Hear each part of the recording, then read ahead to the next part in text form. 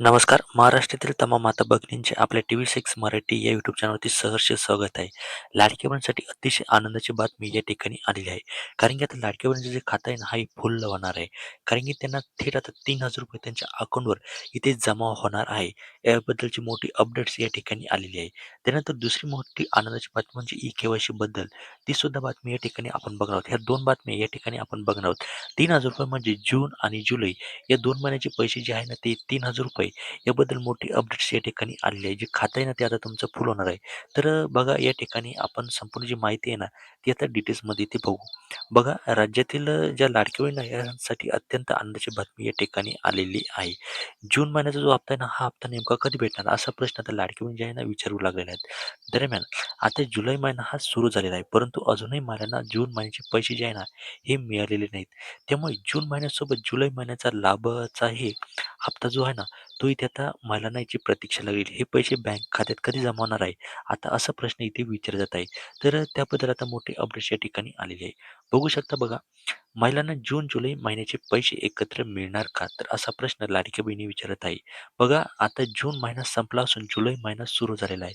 आपल्याला माहीत आहे की जुलै महिन्याची आजची 4 तारीख आहे.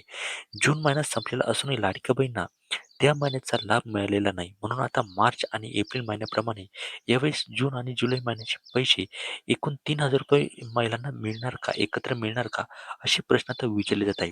सूत्रांच्या माहितीनुसार जून महिन्याचे पैसे जुलै महिन्याच्या 12 ते 15 तारखेदरम्यान इथे त्यांच्या अकाउंटवरती इथे दिले जाणार आहे.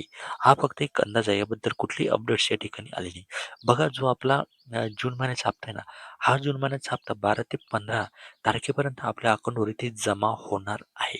ही सूत्राकडून अशी माहिती भेटलेली आहे. परंतु शासनाकडून अजून याबाबत कुठलाही जे निर्णय आहे ना, तो इथे झालेला नाही.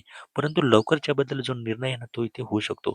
बहुतेक जी-आर 7 ते 8 जुलै दरम्यान निघणार असू शकतो आणि त्यानंतर इथे 12 ते 15 जुलै दरम्यान सर्व लाडक्या बहिणीच्या अकाउंटचे पैसे आहेत ते इथे जमा होऊ शकतात.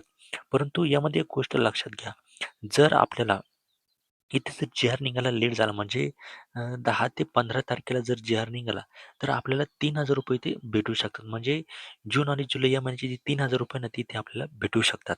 तुम्हाला काय वाटते ते नक्की कमेंटमध्ये सांगा. बघा त्यानंतर ई-के-वाय-सी बद्दल जर बोलायचं झालं, तर सर्वप्रथम महिलांकडून आलेल्या 2 मोठ्या चुका इथे बघणार आहोत. पहिली चूक म्हणजे अर्ज भरताना चुकीचा पर्याय त्यांनी निवडलेला होता ई-के-वाय-सी करताना. काही महिलांनी चुकून सरकारी कर्मचारी किंवा कंत्राटी कर्मचारी असल्याचा जो पर्याय ना, तो इथे निवडलेला होता.